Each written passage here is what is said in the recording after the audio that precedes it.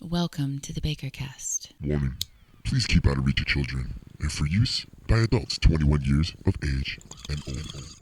This is the Bakercast, the official Jerome Baker podcast on JeromeBaker.com. We're here with Rod Van Dam, right? The OG. I'm so fucking excited to be with you right now. How you doing, my man? Dude, everything is so good right now, you know? Can't wait for 2020 because it's going to be even better than this year. Coming with the rawness and the energy that I've experienced with watching you in your career, right? I mean, you came with the rawness, and well, the one thing I really appreciated about what you came with, you were open about cannabis in the culture of wrestling. Yeah, totally. That was, well, I guess always, you know. I mean, I started smoking when I was 21. Sometime afterwards, became more of my life. But it was actually my 21st birthday. I wrestled in Jamaica. Yeah, it was like I was stoked to be in Jamaica, but I wasn't into weed, you know, because I was fresh out of high school. They taught me marijuana is bad for you, you know. It's like heroin. They made it seem like it was just like PCP, which I guess was popular at the time. And, you know, they said, hey, it's a dangerous hallucinogenic. But I was noticing, because I'd been wrestling a couple years by that point, I was noticing, you know, my heroes, they like marijuana, you know, and they're in great shape. Maybe it's not that bad. So when I was in Jamaica, I ended up unaware. I was in rotation, sitting around, and, you know, the joint came around, and it was just peer pressure completely. It was Gigolo Jimmy back then. He was like, here. And I was like, no, I'm good. Fucking hit it. That's cool, man. I'm good. Fucking hit it, you prima donna. It's not going to kill you. Everyone else hit it. Fucking hit it. It was one of those. So I don't even know if it was a really great experience the first time, but yeah, it was like '98, I think, when High Times Magazine did a story on me, and that was when I made the conscious decision. You know, like I'm all in. Yeah, because the other wrestlers were saying, dude, you're putting yourself, you're sticking your neck out there. Just, you know, I know you like marijuana, but just smoke it on your own and enjoy it. You're going to get yourself in trouble. They're going to be looking for your bags at security at every airport. I was like, dude, come on, man. People have to know that this isn't what they say it is. Being in the wrestling industry, did you ever see that, like, healing with cannabis after an event like that really definitely helped? Yes, but that actually was sometime later in life. It wasn't one of the first things I noticed about it, you know. One of the first things was, you know, like it made me happy. And if one really studies that, you know, what being happy is, it actually made me a better version of myself. You know, it increases my spiritual vibrations, and it brings the best out of me. And that's really important with performing in wrestling, because here I am in the parking lot smoking with some other wrestlers and some fans in Queens, New York, before a show at the Elks Lodge. That's wild. Yeah, and I mean, I had flown, you know, from California all across the country, maybe even a red eye, you know, slept 2 hours all night, and then got picked up at the airport by somebody. Maybe I got another hour or two at a hotel asleep, and now they drove me here, and it's like, dude, in order to like really feel at your best, you have to be able to block all that shit out. Maybe you got an upset stomach, or maybe you're tired, or maybe you have a headache, maybe you're sick. You know, when the show must go on. And for me, I always felt like, you know, people they bought tickets to see me wrestle, and they've been waiting for 2 months for me to come to their town.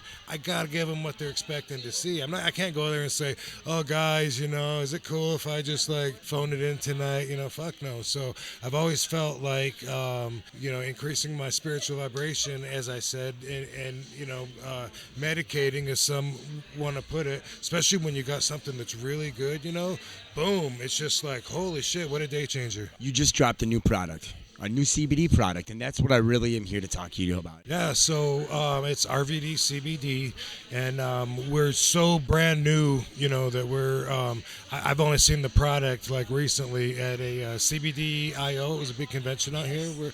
Did I see you there? Yeah, okay, that's the last time I saw you. And so we premiered there, but we're doing, since then, we've had so many meetings and it's all been business to business.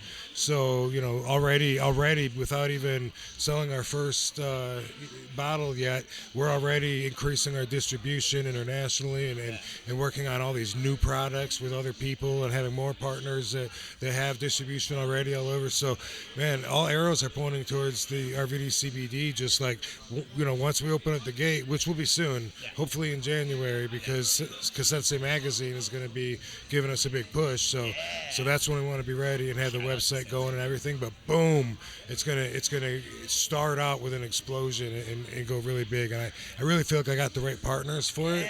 So I'm stoked. I've never had a project that had so much good energy with it. Like, everybody wants to help. Everyone thinks I'm doing a good thing. Everyone in the industry that knows about CBDs and how people can benefit from it. And, it's amazing to me how many people are coming forward, like, thanking me for doing this, because they're saying athletes need to know, they can extend their careers and heal. And it's like, dude, I'm so glad to be a part of it. We just interviewed David Irving, who just left the Dallas Cowboys. The NFL said, you can't smoke weed. They sent him to rehab, and he said, you know what? Then I'm done. He stood up for cannabis. He walked out on the money because they had him on a lot of opioids, a lot of painkillers. And he says a lot of professional athletes, they're going down that road, and they don't even want to. I guess he made it clear to us how beneficial cannabis and CBD really are helping, so. Yeah, that's awesome. I've been asked my feelings about him in interviews before, and I respect somebody that knows their own priorities. You know what I mean? Like, whatever's important to you, that's great, because happiness is underrated. You know what I mean? I really don't enjoy being full-time on the road with WWE. Fans don't understand that. They look at it like that's got to be everyone's dream. RVD, go back to WWE. It's stressful even thinking about that, dude. I bet that's just a lot of stress. And you know what? You look wonderful. You look like you're just happy. It looks like you're just living the life that Rob wants to live now. Yes, this point in life is very rewarding for me. All the hard work that I've done. I've been in the business of wrestling 30 years professionally now. And, it's very rewarding. It gets better and better in every single way, like whatever standards you want to use, unless you think that WWE is the top just because more people watch that, which to me, I don't care if I'm getting paid more to wrestle where not as many people are watching. I don't give a fuck. I'm getting paid more, so it's business. I think that tuning into a lot of Joe Rogan's podcast, he really opened it up the realms to a lot of individuals, to the possibilities of that cannabis is helpful for athletes that do, wrestle and that are in MMA and stuff like that. So shout out to Joe Rogan. My products that we've started out with, there's two. One is a tincture, and one is a pain cream. All right, and like I said, we're already looking at diversifying with so many different partners. But my pain cream, like, I stand behind saying this is the best product that I have used, and I've used a lot of it. One, because I have 3,000 milligrams in it. Not 1,200, not 750, 3,000 milligrams of CBD, and like, if I put on somebody else's pain cream, on an elbow or whatever, it feels like I'm putting hand lotion on. I don't feel it, so I needed to have a bunch of menthol in it. I wanted it really strong so I can feel it soothing, I can feel it penetrating, and it's already you're already feeling it work. And then 3,000, and the tinctures I also have at 3,000 milligrams. I was doing the work. They usually recommend that you take like about 300 milligrams a day. Sometimes they say closer to 200 if you look at random YouTube videos out there. Okay, I mean, there's other factors, but say you're supposed to take between 200 and 300 milligrams. If you get a bottle that's got 1,200 milligrams and you're supposed to take 300 milligrams a day, that's only going to last you 4 days. I don't think consumers really notice that. Right? Wow. Rob. Whoa. Listen to that again. If you get a bottle that's got 1,200 milligrams and you're supposed to take 300 milligrams a day, that's only going to last you 4 days. I don't think consumers really notice that. Yeah, so that's why I have 3,000 in it anyway. You know what I mean? It's stronger. It's going to last longer. I mean, those are only made to last for a few days, and of course it costs money. And not everybody gets the same benefits. Every drug affects everybody different. So it's hard to make promises, but some people that we both know have benefited so much from CBD. And here's the thing, we keep talking about cannabis, generalizing it. For years and years, we've been talking about only THC. right? That's all we knew about. It gets you high, and that's what pot is THC. But now all of a sudden we have CBD, and that's only been around for the last couple of years. I mean, I've been, in the movement to advocate for legalization for years. Nobody knew what CBD was, and now we're finding now people are going to start learning about CBG and then CBN. And think about it, there's like 100, roughly 90 to 110 components in the marijuana plant, and we're only talking about the first 5 maybe. So there's like so much more that we're going to learn, and when we can isolate the different components to get exactly what we want out of it and not get what we don't want out of it, which is what we're on the path to do, it's going to be a beautiful thing, And Jack Harry used to tell me that hemp could save the world, and he will. Now I wish he was still around to see how right he was. Rest in peace, Jack. We love you. Hopefully, the second interview we can get with you is the Dream Factor. We're going to bring you down to Jerome Baker's glass blowing studio, and we'd love to share that with our community. Rob, thank you so much for joining us here on the Bakercast, the official Jerome Baker podcast on JeromeBaker.com. Where can they find you on Instagram one more time? Me, I have my own.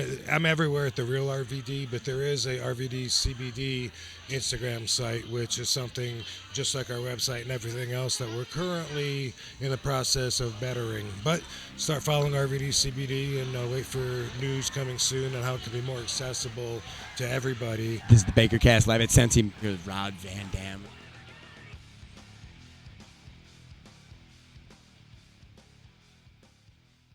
Don't excuse my language. I meant to say fuck. Welcome to the Bakercast. Warning, please keep out of reach of children and for use by adults 21 years of age and older. This is the Bakercast, the official Jerome Baker podcast on JeromeBaker.com.